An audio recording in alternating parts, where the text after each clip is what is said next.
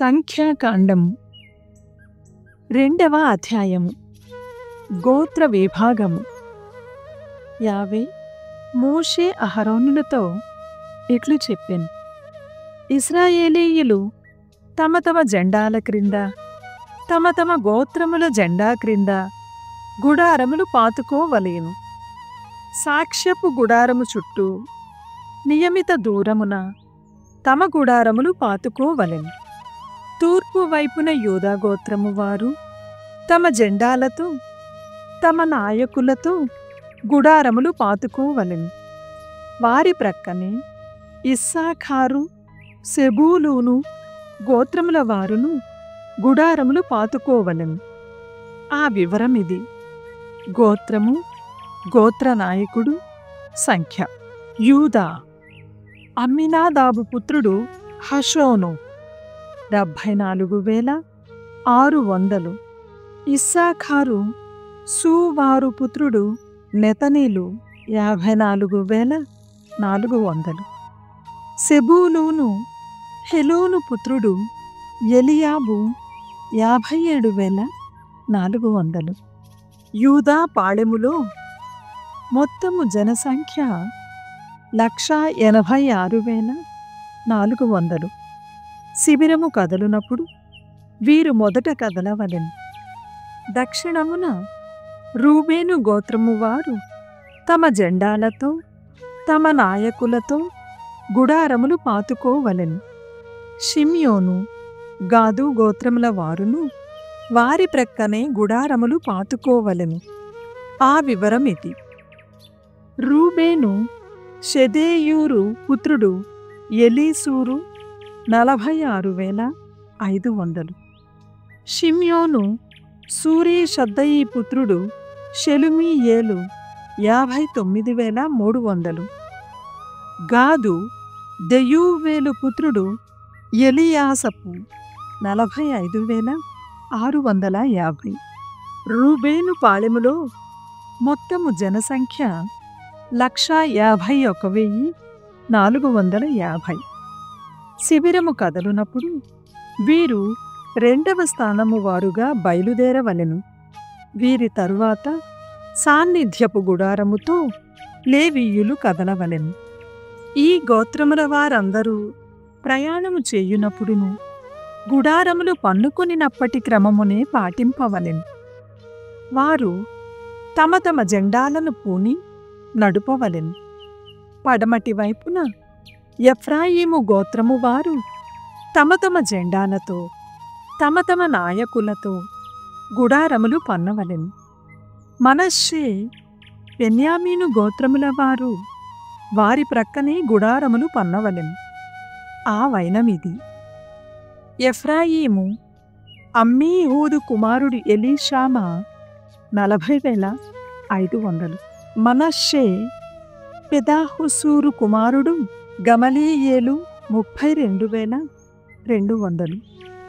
బెన్యామీను గిద్యోని కుమారుడు అబీదాను 35,400. ఎఫ్రాయిము పాళెములో మొత్తము జనసంఖ్య 108,100. వారు 3వ స్థానము వారుగా పయనింపవలెను. ఉత్తరమున దాను గోత్రము వారు తమ తమ జెండాలతో నాయకులతో గుడారములు నిర్మించుకోవలెను. ఆషేరు, నఫ్తాలి గోత్రముల వారు వారి ప్రక్క గుడారములు పాతుకోవలెను. ఆ వివరమిది. దాను అమ్మీషద్దయి కుమారుడు అహియేసేరు 62,700. ఆషేరు ఓక్రాను కుమారుడు ఫగీయేలు 41,500. నఫ్తాలి ఏనాను కుమారుడు అహీరా 53,400. మొత్తము జనసంఖ్య 1,57,600. దాను పాళెములో వారు చివరన నడువవలెను. ఈ రీతిగా గోత్రముల వారీగా వంశముల వారీగా ఇశ్రాయేలీయుల జనసంఖ్య నిర్ణయింపగా మొత్తము జనులు 3,550 మంది తేలిరి. కాని యావే మోషేను ఆజ్ఞాపించినట్లు లేవీయులను మిగిలిన ఇశ్రాయేలీయులతో పాటు లెక్కింపలేదు. ఇశ్రాయేలీయులు యావే మోషేను ఆజ్ఞాపించినట్లే చేసిరి. గోత్రముల వారిగా తమ తమ జెండాల క్రింద గుడారములు పాతుకొనిరి. గోత్రముల వారిగా వంశముల వారిగా శిబిరముల నుండి కదిలిరి. ద్వితీయోపదేశకాండము 2వ అధ్యాయము. మోవాబు దేశమును దాటుట. కనుక యావే ఆజ్ఞాపించినట్లే మనమెల్లరము వెనుదిరిగి ఎడారి గుండా నడిచి సూపు సముద్రము వైపుకు వెళ్ళతిమి. చాలనాళ్ళు సేయీరు మన్నెమున తిరుగాడితిమి. అంతట ప్రభువు నాతో, మీరు ఈ కొండలలో చాలనాళ్ళు గడిపితిరి. ఇక ఉత్తర దిశకు పొండు. ఈ ప్రజలతో నీవిట్లు చెప్పవలయను. మీరు మన దాయాదులగు ఏసావు వంశజులు నివసించు శేయీరు గుండా ప్రయాణము చేయవలయును. వారు మిమ్ము చూచి భయపడుదురు, కాని మీరు వారిని రెచ్చగొట్టరాదు. నేను వారి నేల బెత్తెడైనను మీకియ్యను. శేయీరు మన్యమును పూర్వమే ఏసావు వంశజులకు ఇచ్చితిని. ఆ దేశమున మీరు తిను తిండికిని త్రాగునీటికిని వారికి సొమ్ము చెల్లింపుడు అనెను. మీరు చేయు కార్యములనెల్లా ప్రభువు దీవించెను. ఈ విశాలమైన ఎడారి గుండా పయనించినప్పుడు అతడు మిమ్ము కాపాడెను. ఈ 40 ఏండ్లు ప్రభువు మీకు చేదోడు వాదోడుగా నుండెను. అతని కృప వలన మీకు ఏమీ తక్కువ కాలేదు. ఆ రీతిగా మనము శేయీరు దాటితిమి. ఏసోన్గెబెరు ఎలాతు పట్టణముల నుండి మృత సముద్రమునకు పోవు మార్గమును వీడి మోవాబునకు పోవు త్రోవ పట్టితిమి. అప్పుడు ప్రభువు, మీరు మోవాబు ప్రజలను రెచ్చగొట్టి యుద్ధమునకు ప్రేరేపింపవలదు. నేను 6 పట్టణమును పూర్వమే లోతు వంశజులకు ఇచ్చితిని. వారి నేల మరలా మీకియ్యను అని చెప్పెను. పూర్వము ఏమీయులనబడు అనక్కీయులు చాలామంది అచట జీవించిరి. వారు అనక్కీయులు ఆజానుబాహులు. అనక్కీయుల వలె వారికిని రేఫీయులని కూడా పేరు. అయినను మోవాబీయులు వారిని ఏమీయులనియే పిలిచెడివారు. పూర్వము ఇచ్చట హోరితీయులను వారును వసించిరి. కాని ఏసావు వంశజులు వారిని వెలుపలకు తరిమి నాశము చేసి ఆ దేశమును ఆక్రమించుకొనిరి. అట్లే ఇశ్రాయేలు ప్రజలను ప్రభువు తమకిచ్చిన గడ్డమీది నుండి శత్రువులను తరిమివేసిరి కదా. యోర్దాను తూర్పు తీరమును చేరుకొనుట. అంతట మనము ప్రభువు ఆజ్ఞపై శేయీరు నది దాటితిమి. కాదేషు బార్నేయ నుండి శేయీరు నది చేరుటకు మనకు 38 ఏండ్లు పట్టినది. ప్రభువు సెలవిచ్చినట్లే ఈ కాలమున మన ప్రజలలో యుద్ధము చేయగల వారెల్లరూ చనిపోయిరి. ప్రభువు హస్తము వారి మనుగడకు అడ్డు తగిలెను. కనుక వారెల్లరూ గతించిరి. ఆ రీతిగా యుద్ధము చేయగల వారందరూ కన్నులు మూయగా ప్రభువు నాతో, నేడు మీరు 6 పట్టణం మీదుగా మోవాబు దాటిపోవలయను.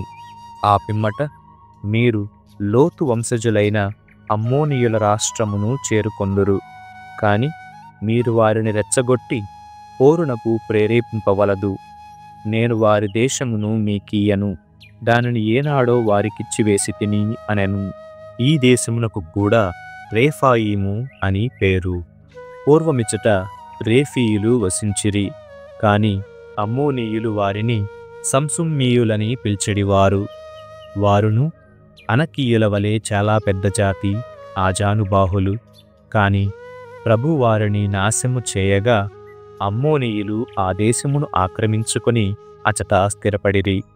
అట్లే ప్రభువు హోరీయులను నాశము చేయగా ఏసావు సంతతి వారు వారికి చెందిన శేయీరు దేశమును ఆక్రమించుకొని అందు స్థిరపడి నేటికిని అచటనే వసించుచున్నారు కదా. అదే విధముగా అవ్వీయులను దక్షిణమున గాసా వరకు స్థిరపడియుండిరి. కఫ్తోరు నుండి కఫ్తోరీయులు వెడలివచ్చి అవ్వీయులను వధించి వారి దేశమున స్థిరపడిరి. ఆ రీతిగా మనము మోవాబు దాటిన తరువాత ప్రభువు నాతో, మీరిచట నుండి బయలుదేరిపోయి అర్నోను నది దాటుడు. అమోరీయుడును హెష్బోను రాజు సీహోనును మీ వశము చేసి తిని అతని రాజ్యమును మీకిచ్చి తిని మీరు అతని మీద పడి ఆ దేశమును ఆక్రమించుకొనుడు. నేటి నుండి ప్రజలందరికీ మీరనెన భయము పుట్టింతును. మీ పేరు వినగనే అన్ని జాతులను భీతితో కంపించిపోవును అని పలికెను. సీహోను రాజ్యమును జయించుట. అప్పుడు నేను కెడెమోతు ఎడారి నుండి హెష్బోను రాజు సీహోనుకు ఇట్లు శాంతి సందేశము పంపితిని. మేము నీ దేశము గుండా ప్రయాణము చేయాలనుకుంటున్నాము. మేము రాజమార్గము నుండి వెళ్ళెదము. త్రోవ నుండి కుడి ఎడమలకు బెత్తెడైన కదలము. మీ దేశమున తినిన తిండికి త్రాగిన నీటికి రుసుము చెల్లింతుము. మేము యోర్దాను దాటి దేవుడు మాకిచ్చిన నేలను చేరుకోవలెను. సేయీరున నివసించు ఏశావు వంశజులు, ఆరున వసించు మోవాబీయులు మాకు దారి ఇచ్చిరి. కాని సీహోను మనకు దారి ఇయ్యడయ్యను. మీ దేవుడైన ప్రభువు ప్రేరణము వలన అతడు మొండికెత్తి గుండె బండ చేసుకొనెను. కనుక నేడు జరిగినట్లుగా ప్రభు అతనిని మన వశం చేసెను. అప్పుడు ప్రభువు నాతో, సీహోనును అతని రాష్ట్రమును మీ చేతికి అప్పగించి తిని ఈ గడ్డను జయించి స్వాధీనము చేసుకొనుడు అని చెప్పెను. అంతట సీహోను జనమును ప్రోగు చేసుకొని వచ్చి యాహాసు వద్ద మనలను ఎదిరించెను. ప్రభు అతనిని మన చేతికి చిక్కించెను. కనుక మనము ఆ రాజును, అతని కుమారులను, ప్రజలను చంపితిమి.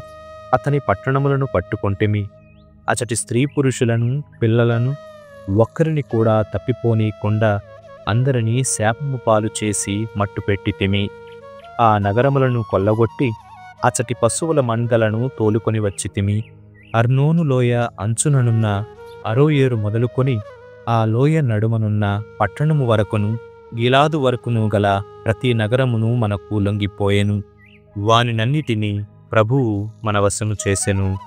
అయినను అమ్మోనీయుల రాష్ట్రమును, యాబోకు నదీ తీరమును, మన్యమనున్న నగరమును, ప్రభువు నిషేధించిన మరి ఏ ప్రాంతమును గాని మనము సమీపింపలేదు. 85వ కీర్తన. శాంతి కొరకు ప్రార్థన. ప్రభు, నీవు నీ దేశమునకు మేలు చేసితివి. యాకోబునకు మరల పెంపును దయచేసితివి. నీ ప్రజల పాపములను క్షమించితివి. వారి తప్పిదములను మన్నించితివి. నీ కోపమును ఉపసంహరించుకొంటివి. నీ క్రోధమును విడనాడితివి. మా రక్షకుడవైన దేవా, మేము తిరిగి నీ చెంతకు వచ్చునట్లు చేయుము. మాపై నీకు గల కోపమును అణచుకొనుము. నీవు మాపై కలకాలము కోపింతువా? తరతరముల దాకా మా మీద కినుక పూనుదువా? మాకు నూతన బలమును దయచేసి నీ ప్రజలమైన మేము నీ యందు ఆనందించునట్లు చేయవా? ప్రభు, నీ ప్రేమను ప్రదర్శింపు. నీ రక్షణమును దయచేయుము. నేను ప్రభువైన దేవుని పల్కులు ఆలింతును. ఆయన తన భక్తులమైన మనకు శాంతి కలుగుననియు, మనము మాత్రము మరలా పిచ్చి పనులకు పాల్పడరాదనియు చెప్పుచున్నాడు. ఆయన తన పట్ల భయభక్తులు చూపు వారిని రక్షించుటకు సిద్ధముగానున్నాడు. అతని సాన్నిధ్యము మన దేశమున నెలకొనును. ప్రేమయు విశ్వసనీయతయు ఒకదానిని ఒకటి కలిసి కొనును. న్యాయమును శాంతియు ఒకదానిని ఒకటి ముద్దు పెట్టుకొనును. పుడము మీది నుండి విశ్వసనీయత మొలకెత్తును. నింగి నుండి న్యాయము క్రిందికి పారజూచును. ప్రభువు మనకు శుభములు దయచేయును. మన నేల చక్కగా పంటలు పండును. నీతి ప్రభువుకు ముందుగా నడచును. అతని త్రోవను సిద్ధము చేయును.